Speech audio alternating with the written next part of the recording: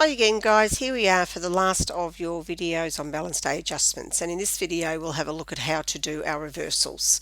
So remembering from your reading in chapter 3 that at the beginning of the next accounting period we need to remember to reverse those balance day adjustments which are going to impact on the new accounting period.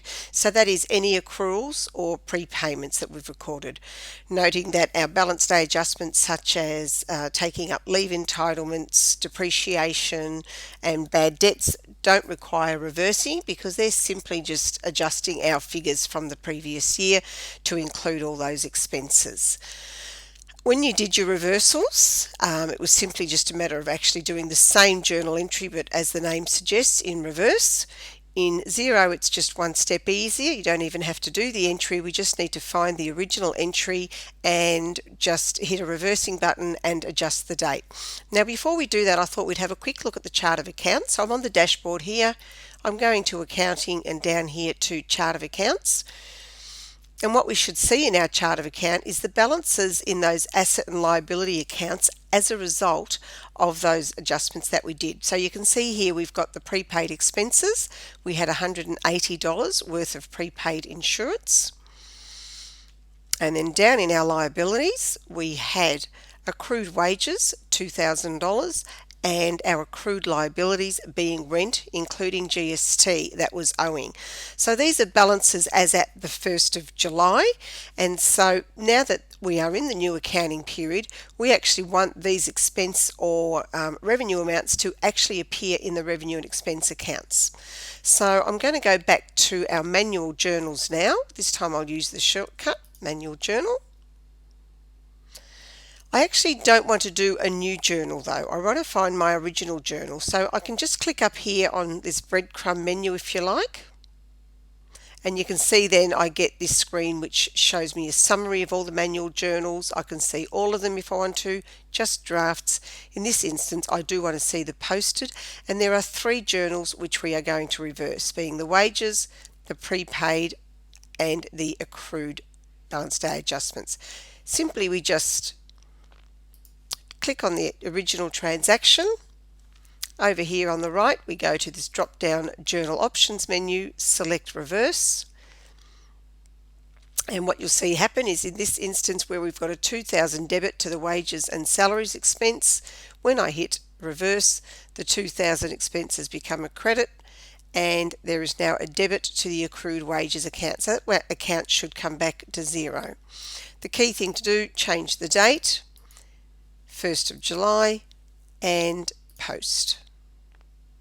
And that's your reversal done. So let's have a look back at our posted list. Just change the tabs up here. We've done the wages, and if you're not sure what you've done, have a look up here, reversal of wages. Now I'm going to do the insurance. So again, we had 180 in our prepaid expenses and we decreased the insurance expense last year. By reversing this one, what's going to happen is that my insurance expense is now going to have a debit of 180. So that will be the expense for July. So for the start of the new accounting period, my prepaid expenses, which was an asset, will have a credit. So its balance will come to zero. So reverse, date, 1st of July, and post. Coming back to the posted tab yet again. Last one being the rent.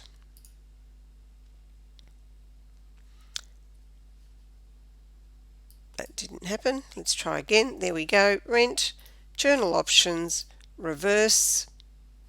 This time the reversal will also impact the GST because our previous reversal did. Doing the 1st of July. There we go. The accrued liabilities, instead of having a credit balance, has now got a debit, so that will offset the original credit. I am crediting rent expense. Now this might seem a little bit odd, but when it comes to accruals, I want to show a credit that will put the expense account into credit and the GST.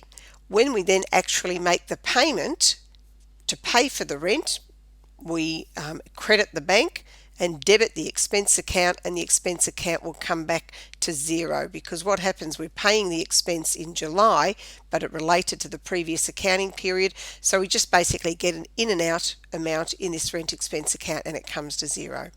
So posting that as well.